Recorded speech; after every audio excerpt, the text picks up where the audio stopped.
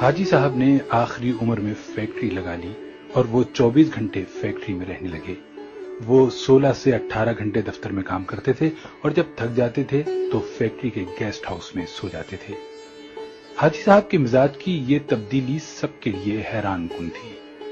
वो 30 बरस तक दुनियादारी, कारोबार और रुपए पैसे से अलग थलग रहे थे। उन्होंने ये अरसा इबादत और रियाजत में गुजारा था और अल्लाह ताला ने उन्हें इस रियाजत का बड़ा खूबसूरत सिला दिया था। वो अंदर से रोशन हो गए थे। वो सुबह 8 बजे अपनी बैठक खोलते थे और रात गए तक उनके गिर्द लोगों का मजमा रहता था। लोग अपनी अपनी हाजत लेकर उनके पास आते थे। वो उनके लिए दुआ का हाथ बुलंद कर देते थे और अल्लाह ताला साइल के मसाइल हल फरमा देता था।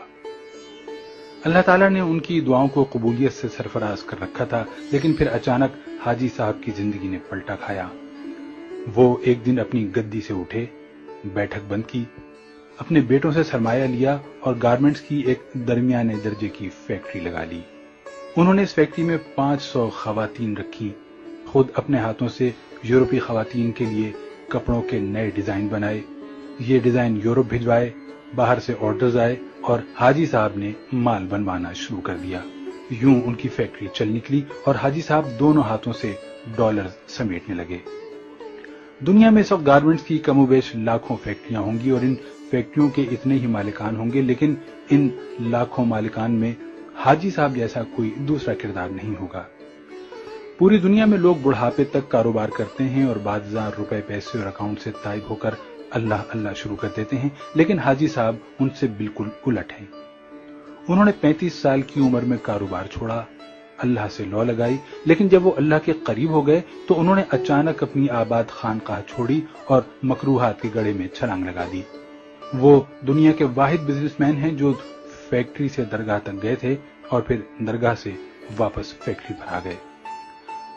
हाजी साहब की कहानी एक कुत्ते से शुरू हुई थी और कुत्ते पर ही आकर खत्म हुई।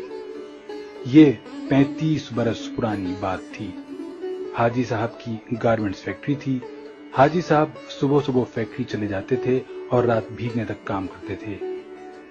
एक दिन वो फैक्ट्री पहुंचे तो उन्होंने देखा कि एक दरमियाने कद काट का कुत्ता घिसट घिसट कर उनके गोदाम में दाखिल हो रहा है। हाजी साहब ने गौर किया तो पता चला कि कुत्ता शदीद जख्मी है। शायद वो किसी गाड़ी के नीचे आ गया था, जिसके बायस उसकी 3 टांगें टूट गई थी और वो सिर्फ एक टांग के जरिए अपने जिस्म को घसीट कर उनके गोदाम तक पहुंचा था। हाजी साहब कुत्ते पर बड़ा रहम आया। उन्होंने सोचा वो कुत्ते को जानवरों के किसी डॉक्टर के पास ले जाते हैं, उसका इलाज कराते हैं और जब कुत्ता ठीक हो जाएगा तो वो उसे गली में छोड़ देंगे। हाजी साहब ने डॉक्टर से राब्ते के लिए फोन उठाया, लेकिन नंबर मिलाने से कबल उनके दिल में एक अनोखा ख्याल आया और हाजी साहब ने फोन वापस रख दिया। हाजी साहब ने सोचा कुत्ता शदीद जख्मी है, इसकी 3 टांगें टूट चुकी हैं, इसका जबड़ा जख्मी है और पेट पर भी चोट का निशान है, चुनाचे कुत्ता अब रोजी रोटी का बंदोबस्त नहीं कर सकता। हाजी साहब ने सोचा अब देखना यह है कि कुदरत इस कुत्ते की खुराक का बंदोबस्त कैसे करती है। हाजी साहब ने मुशाहिदे का फैसला किया और चुपचाप बैठ गए।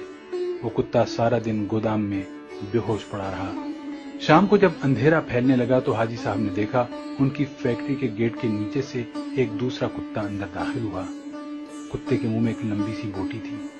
कुत्ता छुपता छुपाता गोदाम तक पहुंचा, जख्मी कुत्ते के करीब आया।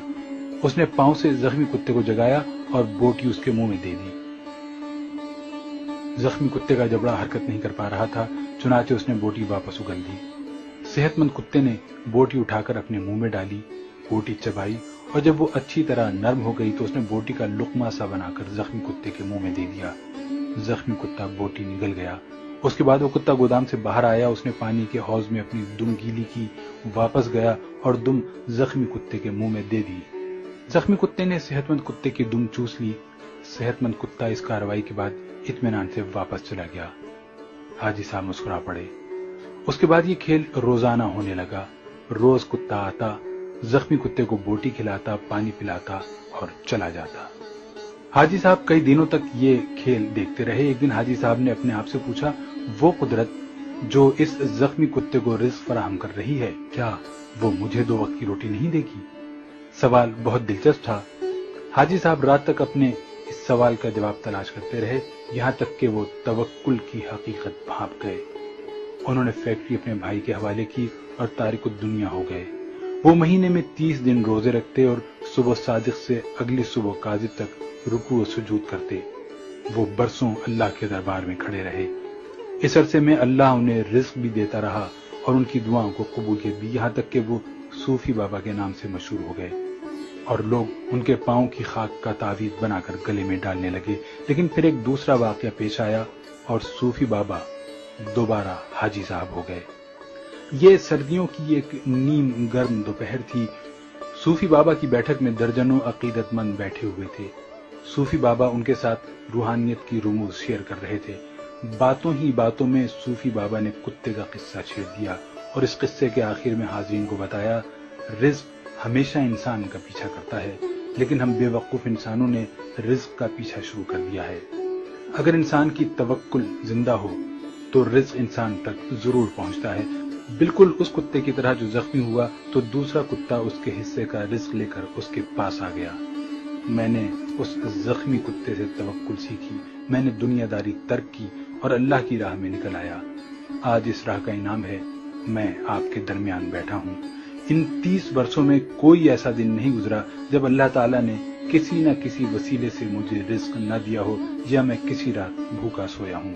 میں ہمیشہ اس زخمی کتے کو تھینک یو کہتا رہتا ہوں جس نے مجھے توکل کا سبق سکھایا تھا۔ صوفی بابا کی محفل میں ایک نوجوان پروفیسر بھی بیٹھا تھا۔ پروفیسر نے جینز پہن رکھی تھی اور اس کے کان میں MP3 کا ایئر فون لگا ہوا تھا۔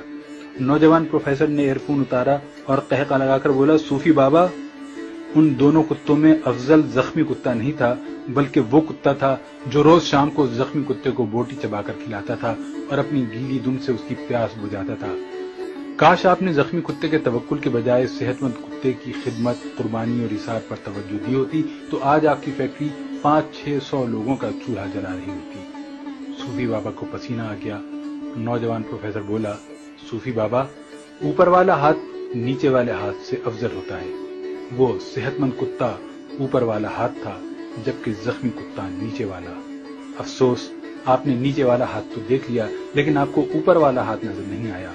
میرا خیال ہے کہ آپ کا یہ سارا تصوف اور سارا توکل خود غرضی پر مبنی ہے، کیونکہ ایک سخی بزنس مین 10,000 نکمے اور بے ہنر درویشوں سے بہتر ہوتا ہے۔